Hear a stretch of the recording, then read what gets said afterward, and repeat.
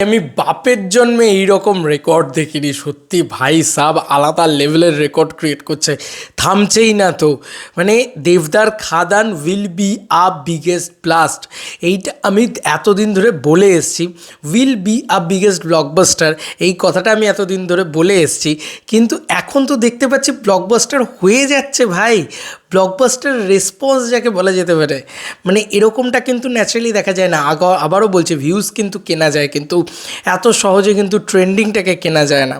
মানে এটা ব্যাং on trending, মানে একবার ট্রেন্ডিং 26-এ নামছে, আবার ট্রেন্ডিং লিস্ট থেকে আবার উপরে উঠে যাচ্ছে। মানে এটা একটা দেখার মতন বিষয় হয়েছে।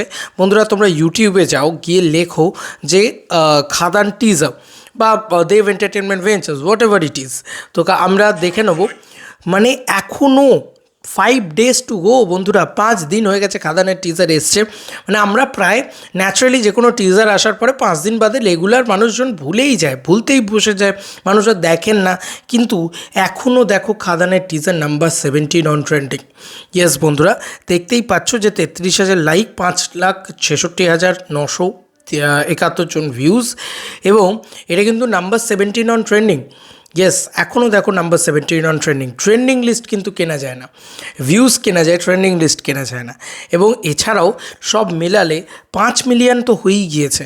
মানে একটা টিজারের ভিউজ 5 মিলিয়ন, আর এখনও ট্রেন্ডিং, এবং 5 নম্বর দিনেও ট্রেন্ডিং। এটা বোধহয় প্রথম কোনো বাংলা ছবির সাথে ঘটছে এরকম হাইপ, এরকম আকাশচুম্বী হাইপ এই প্রথম কোনো বাংলা ছবির সাথে ঘটছে।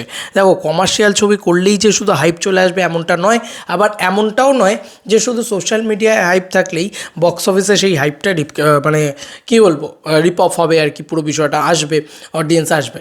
তো দেবদার ক্ষেত্রে জায়গাটা যেটা দেখা যায় সেটা হচ্ছে প্রচুর হাউমাউ করে হাইপ ওঠে, এবং at the same time box অফিসেও কিন্তু সেই ক্রেজটা দেখা যায়। লাইক এনি ফিল্ম তুমি তুলে দেখে নাও। যদি আমরা বাঘা যতীনের ক্ষেত্রে বলি, বাঘা যতীনেরও কিন্তু যথেষ্ট হাইপ ছিল, এবং সেই হাইপটা কিন্তু বক্স অফিসে কনভার্ট হতেও আমরা দেখেছি। এবং এবারেও কিন্তু আমরা সেম জিনিসটা দেখতে পাচ্ছি বা লক্ষ্য করতে পারছি যে হ্যাঁ, বাঘা যতীনও it's a bang on response, মানে খাদানও it's a bang on response. শুধু খাদান কেন, টিক্কা নিয়েও কিন্তু একটা হিউজ হাইপ উঠে গেছে। মানে দেবদা যখনই কিছু পোস্ট করছে সঙ্গে সঙ্গে সেটা হাইপ কিন্তু একদম ইনফিনিটি লেভেলে থাকছে। তো এখন অবধি বুক মাই শোতে তো এসেই পৌঁছায়নি। তার সঙ্গে সঙ্গে এই কথাটা বলতে বাধ্য হতে হচ্ছে যে ভাই, টেক্কা just bang on response create করতে চলেছে। গ্যারান্টি মিলিয়ে নিও, গ্যারান্টি হিট হবে, গ্যারান্টি সুপার হিট হবে।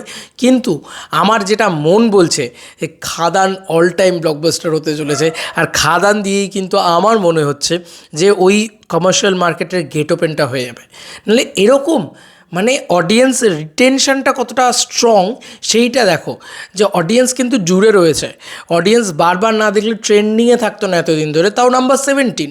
মানে গোটা ইন্ডিয়ার ভিতরে এত নাম্বার 17 ট্রেন্ডিংয়ে থাকা, রেগুলার এত কন্টেন্টস আসছে, এত ভালো ভালো কন্টেন্টস আসছে, সেখানে দাঁড়িয়ে ইউটিউবের মতন প্ল্যাটফর্মসে ইটস মানে হিউজ থিং।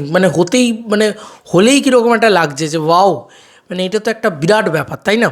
তোমাদের আর কি মতামত এই ভিডিওটাকে নিয়ে জানিও কমেন্ট সেকশনে। চলো বন্ধুরা, নতুন কোনো ভিডিওতে দেখা হবে, বাই।